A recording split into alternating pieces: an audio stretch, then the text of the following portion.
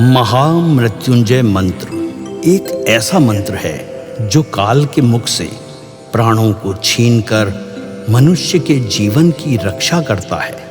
मार्कंडेय ऋषि ने अपने अल्पायु पुत्र के प्राणों की रक्षा के लिए इस जीवन संजीवनी मंत्र की रचना की थी। ग्रंथों में उल्लेख है कि भगवान शिव ने प्रकट होकर मार्कंडेय के पुत्र को यमराज से छीनकर जीवनदान प्रदान किया था। अतः इस शक्तिशाली महामृत्युंजय मंत्र का जाप करने से अकाल मृत्यु और गंभीर बीमारियों से हमारी रक्षा होती है। आइए सुनते हैं 108 बार महामृत्युंजय मंत्र।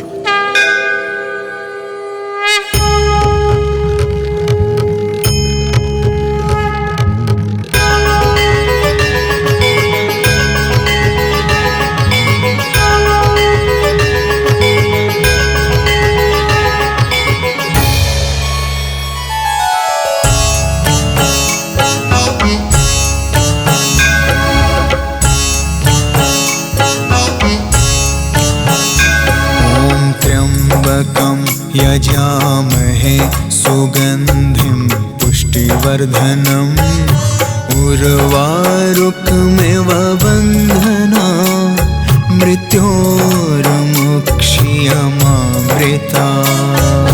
त्र्यम्बकं यजामहे सुगन्धिं पुष्टिवर्धनम् उर्वारुकमिव बन्धना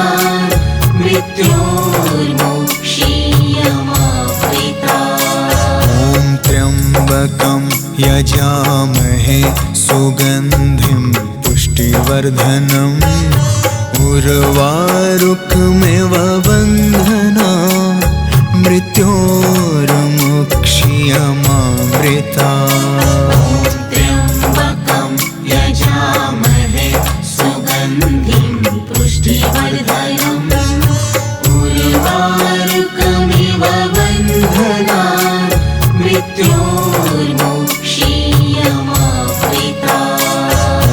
त्र्यम्बकं यजामहे सुगन्धिं पुष्टिवर्धनम् उर्वारुकमिव बन्धना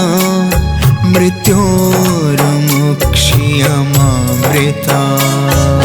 त्र्यम्बकं यजामहे सुगन्धिं पुष्टिवर्धनम् उर्वारुकमिव बन्धना मृत्योर्मुक्षीयमामृता। त्र्यम्बकं यजामहे सुगन्धिं पुष्टिवर्धनम् उर्वारुकमिव बन्धना मृत्योर्मुक्षीयमामृता।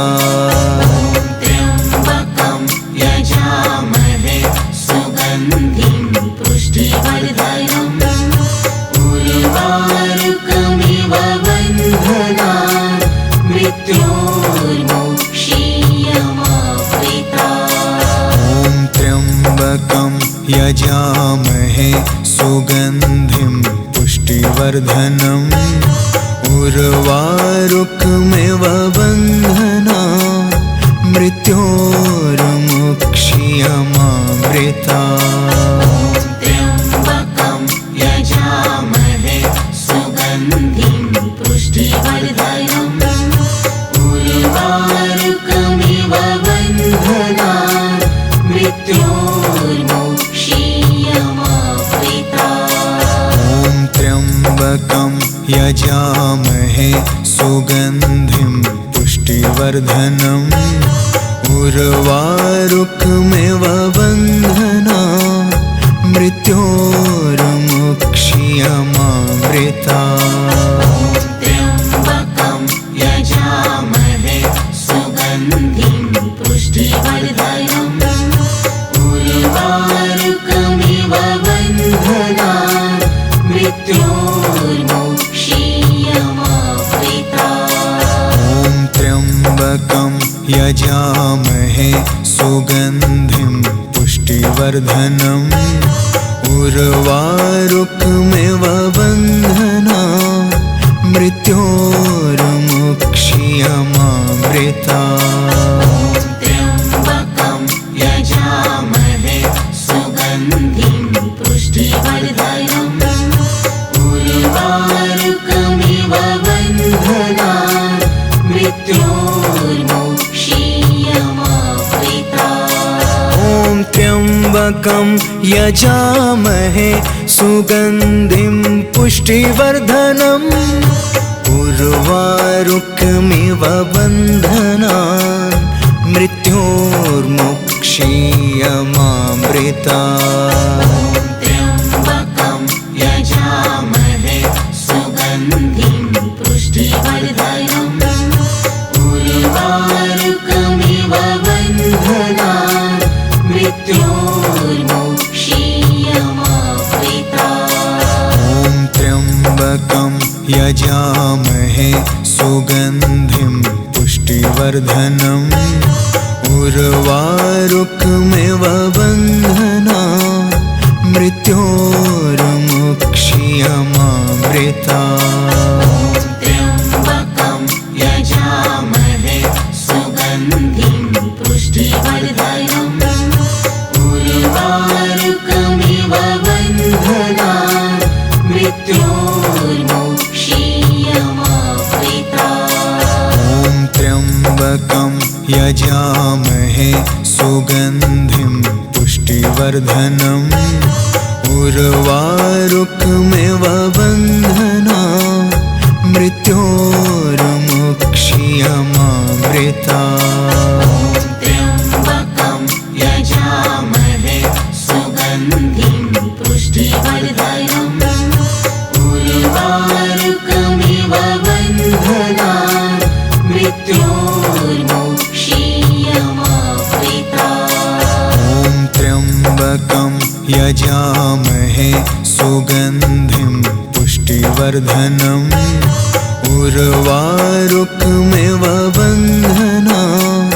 मृत्योर्मुक्षीयमामृता त्र्यम्बकं यजामहे सुगन्धिं पुष्टिवर्धनम् उर्वारुकमिव बन्धनान् मृत्योर्मुक्षीयमामृता ॐ त्र्यम्बकं यजामहे सुगन्धिं पुष्टिवर्धनम् उर्वारुकमिव बन्धनान् मृत्योर्मुक्षीयमामृता त्र्यम्बकं यजामहे सुगन्धिं पुष्टिवर्धनम् उर्वारुकमिव बन्धनान् मृत्योर्मुक्षीयमामृता ॐ त्र्यम्बकं यजामहे सुगन्धिं पुष्टिवर्धनम् उर्वारुकमिव बन्धनान् मृत्योर्मुक्षीयमामृता त्र्यम्बकं यजामहे सुगन्धिं पुष्टिवर्धनम् उर्वारुकमिव बन्धनान् मृत्योर्मुक्षीयमामृता ॐ त्र्यम्बकं यजामहे सुगन्धिं पुष्टिवर्धनम् उर्वारुकमिव बन्धनान् मृत्योर्मुक्षीयमामृता त्र्यम्बकं यजामहे सुगन्धिं पुष्टिवर्धनम् उर्वारुकमिव बन्धनान् मृत्योर्मुक्षीयमामृता ॐ त्र्यम्बकं यजामहे सुगन्धिं पुष्टिवर्धनम् उर्वारुकमिव बन्धनान् मृत्योर्मुक्षीयमामृता त्र्यम्बकं यजामहे सुगन्धिं पुष्टिवर्धनम् उर्वारुकमिव बन्धनान् मृत्योर्मुक्षीयमामृता यजामहे सुगन्धिं पुष्टिवर्धनम् उर्वारुकमिव बन्धनान् मृत्योर्मुक्षीयमामृतात्। त्र्यम्बकं यजामहे सुगन्धिं पुष्टिवर्धनम् उर्वारुकमिव बन्धनान् मृत्योर्मुक्षीयमामृतात्। ॐ त्र्यम्बकं यजामहे सुगन्धिं पुष्टिवर्धनम् उर्वारुकमिव बन्धनान् मृत्योर्मुक्षीयमामृतात्। त्र्यम्बकं यजामहे सुगन्धिं पुष्टिवर्धनम् उर्वारुकमिव बन्धनान् मृत्योर्मुक्षीयमामृतात्। ॐ त्र्यम्बकं यजामहे सुगन्धिं पुष्टिवर्धनम् उर्वारुकमिव बन्धनान् मृत्योर्मुक्षीयमामृतात्। त्र्यम्बकं यजामहे सुगन्धिं पुष्टिवर्धनम् उर्वारुकमिव बन्धनान् मृत्योर्मुक्षीयमामृतात्। ॐ त्र्यम्बकं यजामहे सुगन्धिं पुष्टिवर्धनम् उर्वारुकमिव बन्धनान् मृत्योर्मुक्षीयमामृतात्। त्र्यम्बकं यजामहे सुगन्धिं पुष्टिवर्धनम् उर्वारुकमिव बन्धनान् मृत्योर्मुक्षीयमामृतात्। ॐ त्र्यम्बकं यजामहे सुगन्धिं पुष्टिवर्धनम् उर्वारुकमिव बन्धनान् मृत्योर्मुक्षीयमामृतात्। त्र्यम्बकं यजामहे सुगन्धिं पुष्टिवर्धनम् उर्वारुकमिव बन्धनान् मृत्योर्मुक्षीयमामृतात्। ॐ त्र्यम्बकं यजामहे सुगन्धिं पुष्टिवर्धनम् उर्वारुकमिव बन्धनान् मृत्योर्मुक्षीयमामृतात्। त्र्यम्बकं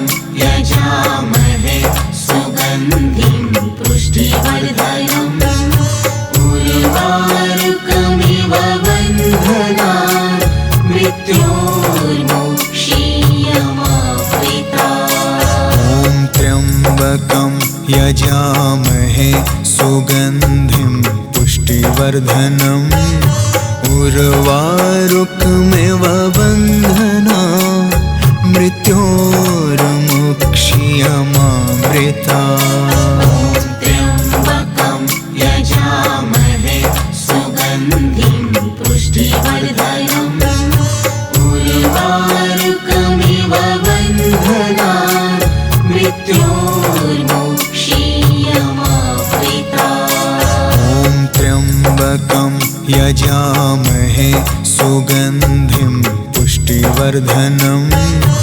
उर्वारुकमिव बन्धनान् मृत्योर्मुक्षीयमामृतात्। त्र्यम्बकं यजामहे सुगन्धिं पुष्टिवर्धनम् उर्वारुकमिव बन्धनान् मृत्योर्मुक्षीयमामृतात्। ॐ त्र्यम्बकं यजामहे सुगन्धिं पुष्टिवर्धनम् उर्वारुकमिव बन्धनान् मृत्योर्मुक्षीयमामृतात्।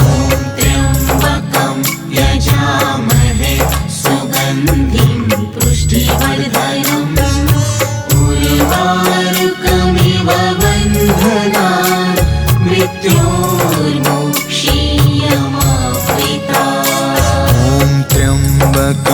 यजामहे सुगन्धिं पुष्टिवर्धनम् उर्वारुकमिव बन्धनात् मृत्योर्मुक्ष्यमामृतात्। त्र्यम्बकं यजामहे सुगन्धिं पुष्टिवर्धनम् उर्वारुकमिव बन्धनात् मृत्योर्मुक्ष्यमामृतात्।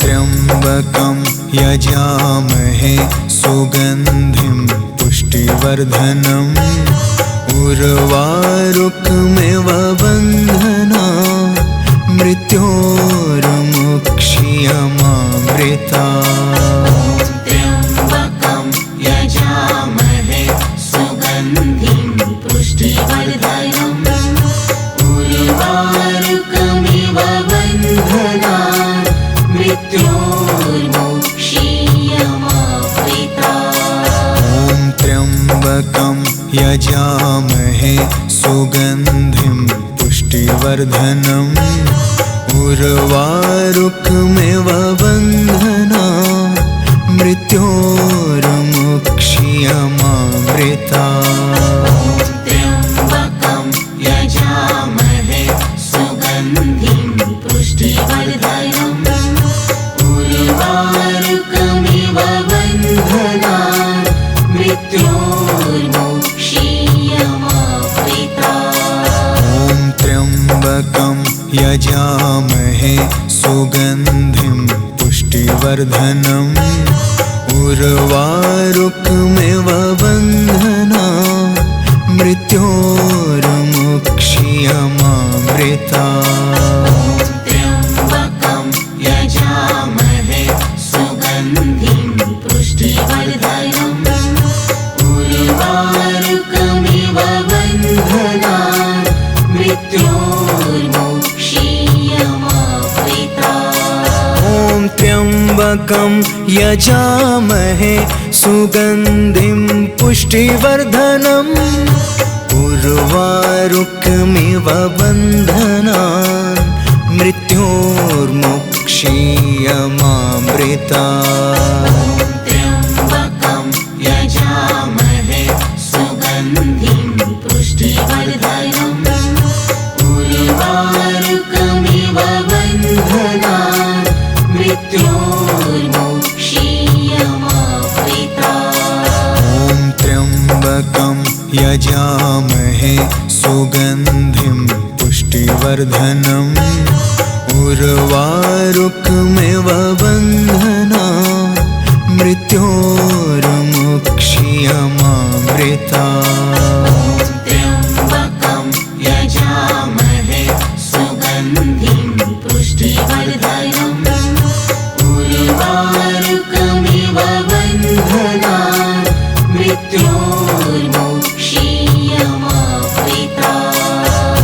त्र्यम्बकं यजामहे सुगन्धिं पुष्टिवर्धनम् उर्वारुकमिव बन्धनात् मृत्योर्मुक्ष्यमामृतात्। त्र्यम्बकं यजामहे सुगन्धिं पुष्टिवर्धनम् उर्वारुकमिव बन्धनात् मृत्योर्मुक्ष्यमामृतात्। त्र्यम्बकं यजामहे सुगन्धिं पुष्टिवर्धनम् उर्वारुकमिव बन्धनात् मृत्योर्मुक्ष्यमामृतात्। त्र्यम्बकं यजामहे सुगन्धिं पुष्टिवर्धनम् उर्वारुकमिव बन्धनात् मृत्योर्मुक्ष्यमामृतात्। त्र्यम्बकं यजामहे सुगन्धिं पुष्टिवर्धनम्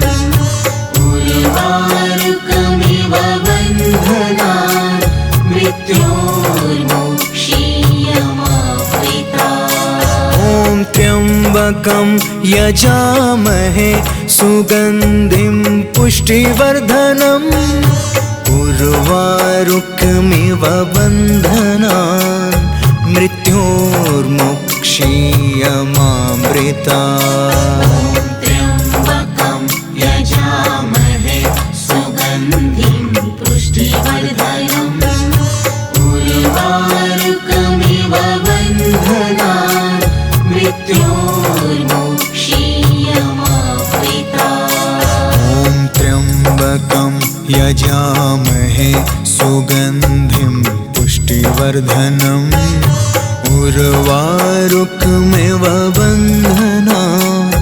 मृत्योर्मुक्षीयमामृता त्र्यम्बकं यजामहे सुगन्धिं पुष्टिवर्धनम् उर्वारुकमिव बन्धनान् मृत्योर्मुक्षीयमामृता त्र्यम्बकं यजामहे सुगन्धिं पुष्टिवर्धनम् उर्वारुकमिव बन्धनान् मृत्योर्मुक्षीयमामृता त्र्यम्बकं यजामहे सुगन्धिं पुष्टिवर्धनम् उर्वारुकमिव बन्धनान् मृत्योर्मुक्षीयमामृता त्र्यम्बकं यजामहे सुगन्धिं पुष्टिवर्धनम् उर्वारुकमिव बन्धनान् मृत्योर्मुक्षीयमामृता